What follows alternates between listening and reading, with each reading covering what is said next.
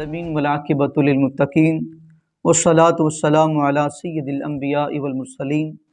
وعلی آلہ واصحابہ اجمعین اما بعد فاعوذ باللہ من الشیطان الرجیم بسم اللہ الرحمن الرحیم ولا تؤتوا السفہاء اموالکم التی جعل اللہ لکم قیاما وارزقوہم فیہا واکسوہم وقولوا لہم قولا معروفا آمنت باللہ صدق اللہ العظیم۔ عقل مند انسان جب بھی کوئی کام کرتا ہے تو اس کے کام کرنے کا کوئی نہ کوئی مقصد ضرور ہوتا ہے، اور پھر کئی کام ایسے ہوتے ہیں کہ جن کے کئی مقاصد ہوتے ہیں، لیکن ایک عقل مند انسان جب بھی کام کرتا ہے اس کا کوئی نہ کوئی مقصد ضرور ہوتا ہے، چاہے وہ مسلم ہو چاہے وہ غیر مسلم ہو۔ لیکن ایک ایمان والا جب بھی کوئی کام کرتا ہے تو اس کا سب سے بڑا مقصد وہ اللہ رب العزت کی رضا کا اور اس کی خوشنودی کا حصول ہوتا ہے۔ اللہ رب العزت نے قرآن مجید کے اندر ارشاد فرمایا وَلَا تُؤْتُوا السُّفَهَاءَ أَمْوَالَكُمْ، فرمایا کہ اپنا مال ان یتیموں کے حوالے نہ کرو کہ جو ابھی نہ سمجھ ہیں، اس لیے کہ وہ مال کو ضائع کر دیں گے۔ التی جعل اللہ لکم قیاما، مال وہ چیز ہے کہ جس کو اللہ رب العزت نے تمہارے لیے باعث قیام بنایا ہے۔ وارزقوہم فیہا واکسوہم، فرمایا کہ اس مال میں سے ان یتیموں کے کھانے کا، وکسوہم اور ان کے پہننے کا بندوبست کرو۔ اب اس آیہ مبارکہ کے اندر اللہ رب العزت نے یتیم کے مال کو محفوظ کرنا اور اسے ضائع ہونے سے بچانے کے لیے یہ حکم ارشاد فرمایا، اور پھر یہاں پہ جو لفظ ارشاد فرمائے وہ یہ ہیں کہ اموالکم، اپنا مال ان کے حوالے نہ کرو۔ حالانکہ وہ مال سرپرست کا، یتیم کے والی کا اپنا نہیں ہوتا، بلکہ وہ مال تو ایک یتیم کی امانت ہوتا ہے، لیکن اللہ رب العزت نے فرمایا اموالکم، اپنا مال۔ تو فرماتے ہیں کہ اس کے اندر حکمت یہ ہے، رب کی منشا یہ ہے کہ اس کے مال کی حفاظت یوں کرو کہ جیسے وہ تمہارا اپنا مال۔ اور پھر فرمایا کہ وارزقوہم فیہا واکسوہم، اور اس مال میں سے ان کا بندوبست کرو کھانے کا اور ان کے پہننے کا۔ لفظ فیہا فرمایا، منہا نہیں فرمایا، یعنی اس مال میں سے خرچ کرو، اس سے خرچ نہیں کرنا۔ تو فرماتے ہیں کہ یہاں پہ بھی معنی یہ ہے کہ اگر تم ڈائریکٹ اسی مال میں سے ان کے لیے بندوبست کرو گے اور ان کے کھانے کا، ان کے پہننے کا بندوبست کرو گے، وہ مال تو ختم ہو جائے گا۔ تو فرماتے ہیں مطلب یہ ہے کہ اس مال کی تجارت کی جائے اور اس سے جو نفع حاصل ہو اس نفع میں سے، اور ان کے کھانے کا اور ان کے پہننے کا جو ہے وہ بندوبست کرو۔ گویا کہ یتیم کے مال کی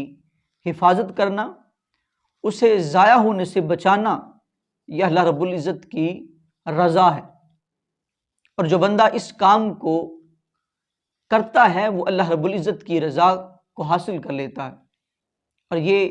اللہ رب العزت کی رضا کو حاصل کرنے کا ایک سبب اور ذریعہ ہے۔ اور اب یہ نہیں ہے کہ بندہ کسی یتیم کا والی ہوگا، سرپرست ہوگا، تو پھر ہی وہ جو ہے کسی یتیم کے حق کی جو ہے وہ حفاظت کر سکے، بلکہ ہمارے ارد گرد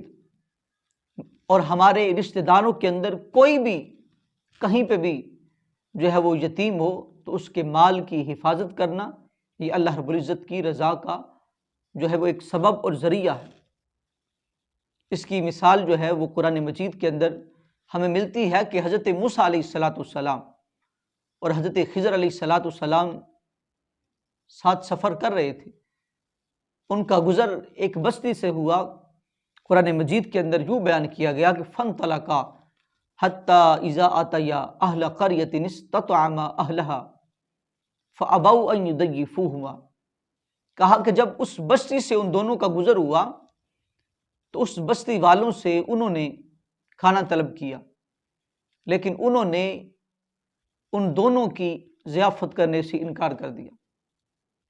فوجدا فیہا جدارا یرید ان ینقض فاقامہ، کہتے ہیں کہ حضرت خضر علیہ السلام نے یہ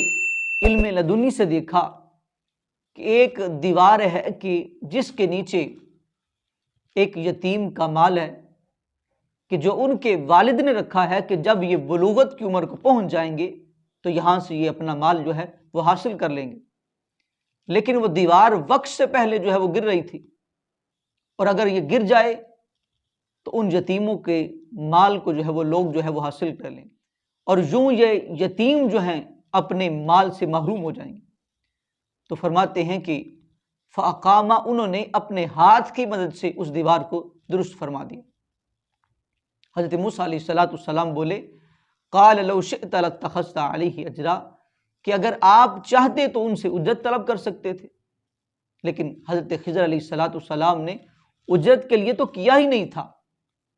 بلکہ حضرت خضر علیہ السلام نے وہ کام فقط اللہ رب العزت کی رضا کے لیے کیا تھا۔ اب اس بات کو جب محبوب علیہ السلام نے بیان کیا تو صحیح بخاری کے اندر آتا ہے کہ نبی کریم علیہ السلام نے ارشاد فرمایا یرحم اللہ موسیٰ، کہ اللہ حضرت موسیٰ علیہ السلام پہ رحم فرمائے، لوددنا لو صبر حتی یقص علینا من امرہ ما، میں یہ ارادہ رکھتا تھا، میں یہ چاہتا تھا کہ حضرت موسیٰ علیہ السلام کچھ اور صبر کرتے یہاں تک کہ ان کے مزید واقعات جو ہے وہ ہم تک پہنچ جاتے۔ تو حضرت موسیٰ علیہ السلام اور حضرت خضر علیہ السلام کے اس واقعہ سے اور قرآن مجید کی ان آیات سے ہمیں یہ سبق ملتا ہے کہ یتیم کہیں پہ بھی ہو، کوئی بھی ہو، جس قدر ممکن ہو اس کے حق کا جو ہے وہ تحفظ کیا جائے اور اس کے حقوق کو ضائع نہ کیا جائے، بلکہ جب انسان اس کے حق کو محفوظ کرتا ہے تو گویا وہ رب کی رضا کو حاصل کر لیتا ہے۔ گویا کہ یہ یتیم کے ساتھ حسن سلوک کرنا، اس کے حق کا دفاع کرنا، تحفظ کرنا، یہ ان محبوب بندوں کا طریقہ ہے اور ان محبوب بندوں کی سنت ہے، اور یہ اللہ رب العزت کی رضا کا سبب اور ذریعہ ہے۔ اور پھر محبوب علیہ السلام نے تو یوں بھی ارشاد فرمایا کہ للیتیمی کأب الرحیم، یتیم کوئی بھی ہو، کہیں پہ بھی ہو، لیکن فرمایا کہ جب تمہیں پتہ چل جائے کہ وہ یتیم ہے تو فرمایا اس کے لیے ایک شفیق باپ کی طرح بن جاؤ، کہ جس طرح تم اپنے بیٹے کو محبت کے ساتھ بلاتے ہو اب اس یتیم بچے کو بھی بلاؤ، جس طرح تم ان کے ساتھ محبت سے ملتے ہو اسی طرح اس یتیم کے ساتھ ملو، جس طرح اپنے بچے کو محبت کے ساتھ گلے سے لگاتے ہو اور اس یتیم کو بھی جو ہے محبت سے اپنے گلے سے لگاؤ۔ تو گویا یہ محبوب علیہ السلام نے یہ فرمایا کہ یتیم کے لیے جو ہے وہ شفیق بن جایا کرو، اس کے حق کا محافظ بن جایا کرو، اور یہی اللہ رب العزت کی رضا کا اور اس کی خوشنودی کا سبب اور ذریعہ ہے۔